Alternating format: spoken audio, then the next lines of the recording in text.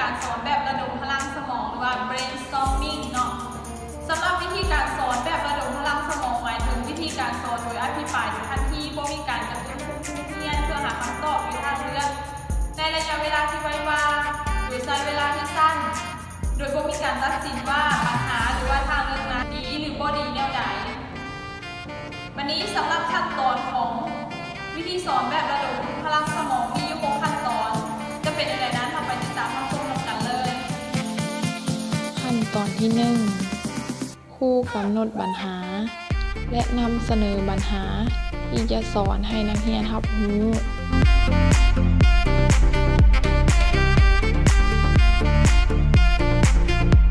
ขั้นตอนที่2ครูแบ่งนักเรียนออกเป็นกลุ่มตามความเหมาะสมและอาจเลือกประธานหรือเลขา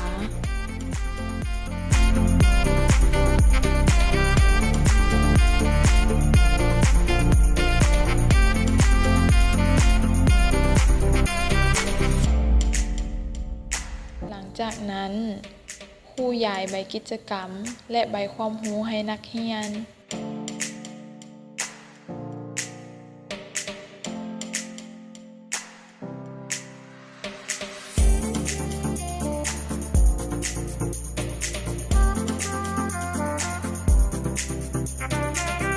ขั้นตอนที่3สมาชิกทุกคนในกลุ่มช่วยกันคิดหาคำตอบหรือทางเลือกสำหรับปัญหาที่กำหนดให้ขั้นตอนที่4คัดเลือกเฉพาะทางเลือกที่น่าจะเป็นไปได้หรือเหมาะสมที่สุด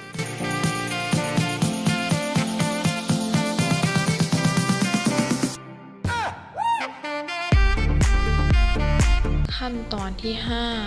แต่ละกลุ่มนำเสนอผลงานของตนให้แก่ครู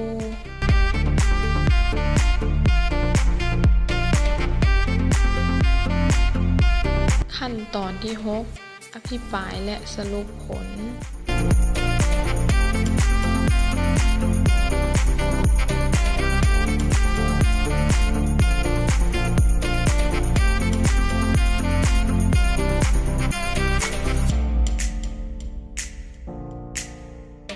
สุดท้ายครูสรุปคืน